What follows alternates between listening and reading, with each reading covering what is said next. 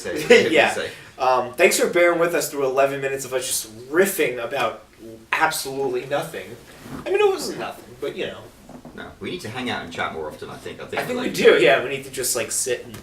But it's weird because like we do hang out and chat, and we're about to go off on another tangent. So let's talk about Teeling. Okay, so for my Tina and my 40th birthday, Bran very kindly bought us a subscription to the Whiskey of the Month Club, and they sent us Wolfburn whiskey last time, which was fantastic in new distillery. And today they have sent us Teeling whiskey, single malt. It's an Irish whiskey. Mm-hmm. Have you ever heard of Teeling before? No. Okay. Never. Neither have I. And as you said, this is an old brewery from since 1782. The Teeling family have been crafting Irish whiskey, which is very different to the last one, which was like a 4-year-old distillery. But that was great. Yeah, that was. And so, also with this, the Whiskey of the Month Club, it's really cool. They send you stuff to go with it. So they sent us clotted cream fudge.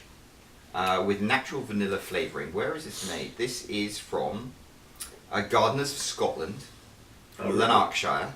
That's interesting that they didn't send us with they didn't send it with a Scottish. That is really interesting as well. And clotted cream. I grew up in a place called Cornwall in England, and clotted cream is like. I just got a whiff of this. I don't know. I don't want people to think like, why is he smelling? Because as I was bringing my glass over, I got a nice whiff, and I was like, oh, it smells wonderful. And also Old Momo, salt and vinegar almonds. Yeah. And this is from Boulder, Colorado. And it's interesting, salt and vinegar, of course, classic English flavour. So it's funny, they sent us clotted cream, which is very English, from Scotland. Yeah. And then American almonds, which is salt and vinegar. To pair with an Irish whiskey. Right. It's like, Whiskey of the Month Club, man, you're sending us on a wild roller coaster of a journey. It's all the same region, you know. Anyway, cheers. Cheers. Let's see how this tastes. Mm.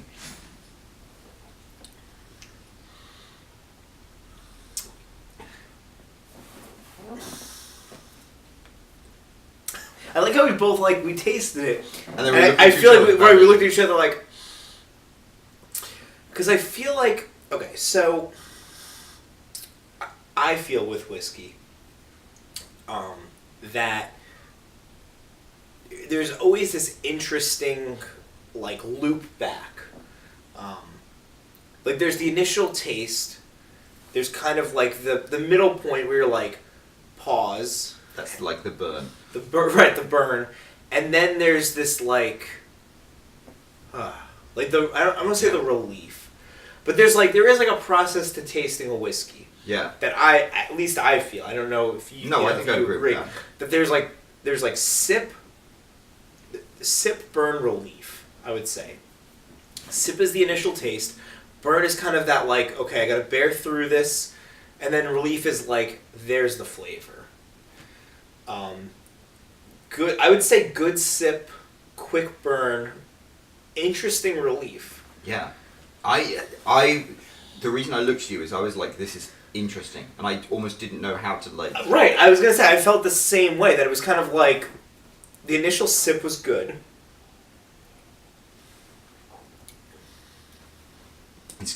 You definitely taste a lot of wood, and it's interesting because the last one, Wolfburn, was a very young whiskey. It was 4 years, and normally they don't even go to market until 8 years. Yeah. Whereas this is more wood. Right. I think this goes back to the last video where you were saying that sometimes there's single malt doesn't necessarily mean it's all one year. I think this is one that they kind of blended years together. Yeah.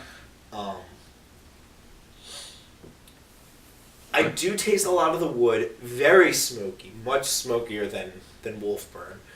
But I like that, though.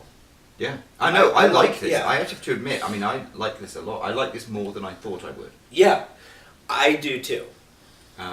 So, now, while we still have some, let's first of all go to the Let's do the almonds first. Okay. So, I feel like I'm going to enjoy the fudge more. Really? Because I've never been a big fan of fudge. Really? Yeah. Thank you. It's funny, I've never been a big fan of almonds. I used to run a bar on an island in the Atlantic. Yeah. It was the Isles of Scilly, and there was an island called Tresco. And I ran the bar at the island hotel. And we used to serve as like a snack with the drinks, olives and almonds. And I used to work 14 to 18 hours a day. It was ridiculous. Mm-hmm. Sometimes the only thing I would eat would be the almonds. And Right. so since then I've kind of been like, can't freaking stand almonds. It's fun. I always associate almonds with the summer of 2010 Mhm. because I had just met my friend John, and who I met in college, and like we discovered like it was one of those things where like we just like instantly hit it off, and like I would say things like, "Hey, that guy looks like Pat Moynihan if Pat Moynihan had AIDS," and like no, I mean like nobody understands that. And do you know who Pat Moynihan is? No. Pat Moynihan is the lead singer of Train, the band.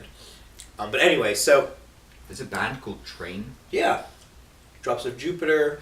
Were they like driving the thing and they're like, What is shit, wait, man, we need to come up with a name for the band. Drops of Jupiter, Meet Virginia, Play That Song, and Hey Soul Sister. I'm like, there was one song that John would always play that year. Hey Soul Sister. Okay.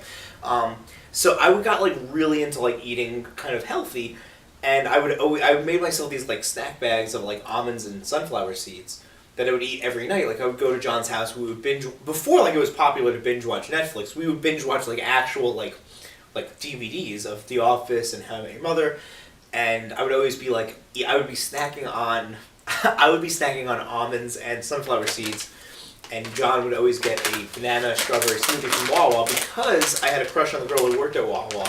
So every night I would go in there. That's so Brandon. It's 100% Brandon, and that was like really the development of like Bran as like just that kind of oddly like, you know, I think I always like underlay had the like weird, you know, like I'll go to the same store every day to see this girl and like make a very small conversation, just be like, oh hey I'm Bran, and then like the next night be like, so do you like Laffy Taffy? Right? Yeah, exactly. It would always be like something like completely inane. But anyway, so I always associate almonds with the summer of 2010 because I would sit on John's couch and eat almonds and sunflower seeds, and immediately when I had the almond, I was like, it takes me back. I don't really taste the sea salt and vinegar. It just tastes like a regular almond to me. It does. I agree. Olo Momo are probably watching this video and they're like, dude, it's just an almond. I like. We don't need your life history. Right. No, I like almonds, but I don't really taste the flavor, which I guess is good because if you don't really like, try one and then drink whiskey.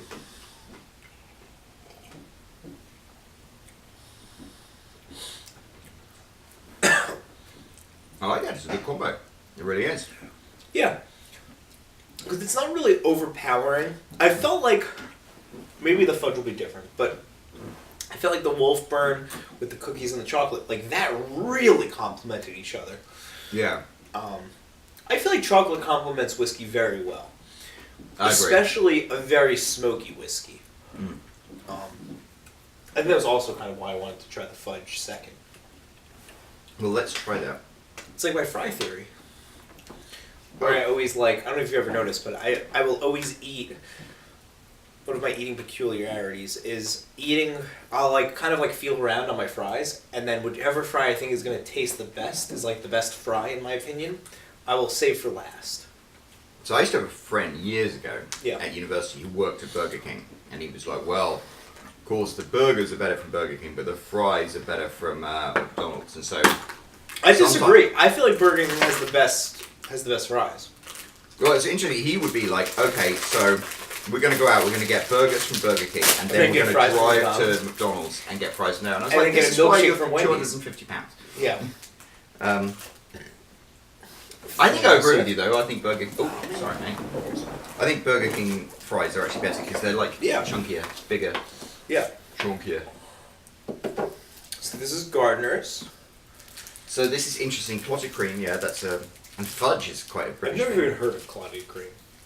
I don't know why. Before this. Clotted cream is like very thick, stodgy cream, and in England you have your scones, and you put it on there. It's almost like whipped butter that you have in America. Mm-hmm.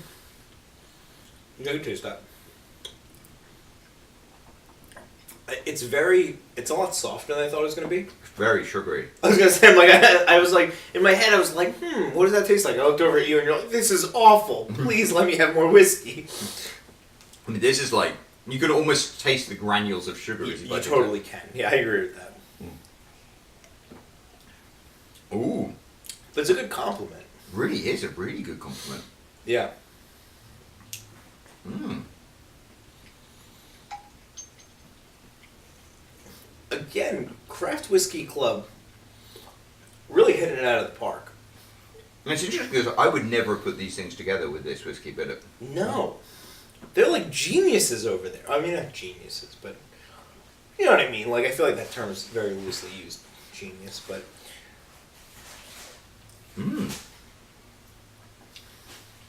And I like the combination. The interesting thing to me is the combination doesn't just make the whiskey more interesting.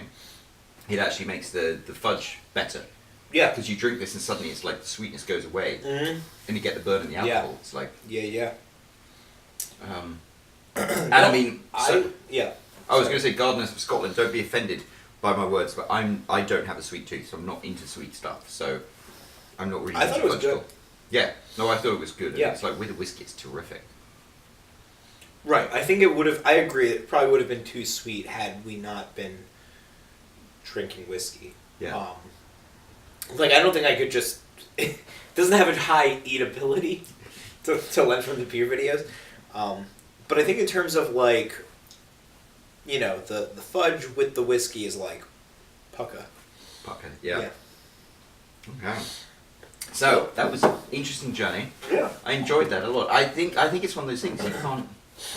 With the beers, you can be like, oh, I like that, I don't like that. I think when it comes to whiskeys, it's always, you can't say, I like that, I don't like that. It's like, that was a journey, that was an interesting journey. Yeah. And whatever it is Right. what it is. And it's kind of... No, I would agree with that. That there's always, like... I think whiskey is inherently more complex than beer. I think you can do more with a whiskey. And Teeling's did a good job. I enjoyed that. I did. I really like... I quite fancied that. Okay, so compare that to Wolfburn. Which do you prefer? Okay, so I feel like this was more along the lines of what I normally drink in terms of like burn, but the Wolfburn, was more along the lines of the taste that I like, without that like esophageal burn. Yeah. You know what I mean? Like, there's always, like, when you drink whiskey, you're always, like, kind of expecting, like, okay, that like, slow, like, gotta bear with this, and then, like, okay, good flavor, like, the relief. And I feel like Wolfburn didn't have that. Wolfburn didn't have the burn. There wasn't the initial taste, burn, relief. There was just kind of, like, taste relief. Whereas this had that burn. I felt like it was good, though. I enjoyed it. I don't know, what did you think? No, I enjoyed it a lot. Yeah. I would say I am the ultimate hipster, and so I liked Wolfburn. Because you're not wearing socks? I think we mentioned it last time. It's like these videos of the evolution from like corporate the peon devolution, into yeah. devolution Yeah. to hipster. But I like Wolfburn because it's like new, edgy, entrepreneurial startup, whereas this is like old establishment. But it's interesting because would a hipster like the startup, or would the hipster ironically like the older stuff? I don't do the irony thing. Then you're not a hipster. No, I remember my first time hanging out with hipsters. It was a rooftop party in Brooklyn, New York. Yeah. And they were serving Pabst Blue Ribbon, and I was like, oh, isn't this delightfully, egalitarian? Yeah. And then I realised that like the hipsters drank Pabst Blue Ribbon because it was ironic, and I'm just like, yeah, you're like, I don't care. F you guys. Yeah. It's like, you know what? You can drink shitty beer because you're poor. Don't Yeah. drink shitty beer because you think it's funny. Yeah, if you can afford better beer, why wouldn't you drink better beer? Yeah. So, There we go. But I really like what Wolfburn did just because it was cool. But this, I mean, this is... This is good. This is really like... I mean, they've had, 230 years to perfect this, so... And isn't it funny that neither of us had heard of Teeling before? Teeling sounds more like a tea brand. Yeah. Is Teeling a tea brand? Probably. I mean, I don't think I just made that up. I don't think I was like... No, I don't think you did, actually. Tea. I wonder if the same family was like... At some point there was like a schism in that family where they were like, I'm going to keep making whiskey. And they were like, you know what? F you, Dad. I'm going to go make tea. And I was like, all right, fine. My name's Teeling. Yeah. Right, yeah, exactly. I'm going to spell it with an A now instead of 2 E's. Anyway. And then a third one was like, I'm going to invent golf. On that note. Don't forget to hit subscribe, hit like, leave us a comment, good or bad. Good, we'll always hit like. Bad, we'll always respond. Yeah. I mean, that's what they say. They say if you like a restaurant, you tell 10 people. If you don't like a restaurant, you tell 100. If you don't like what we're doing, tell 100 people. Yeah, totally. Let 100 people chime in about how bad we are. Yeah. I remember when we got a couple of weeks ago, we had like 2 people that kind of like trashed us on YouTube in terms of the comments. And my response to Roland, we were texting about it, my response to Roland was like, well, Justin Bieber has the most disliked video on YouTube, and he's a millionaire, so I will gladly take that. If we became the most disliked video on YouTube and millionaires, I'd be laughing my way to the bank. Yeah. Frankly. But I think we're going to have to up our asshole game to even get close. I would prefer to be the most liked video on YouTube and be a millionaire, but... Yes. Well, for the time being, neither is on the list, but okay, what does Austin Powers say? No, on a toilet seat made out of gold, but it's just not on the cards now. It's not on the cards, right. Anyway, back to Teeling and the video. I hope you enjoyed our video. Don't forget to hit like, hit subscribe, and we'll see you next time. Ciao. Cheers.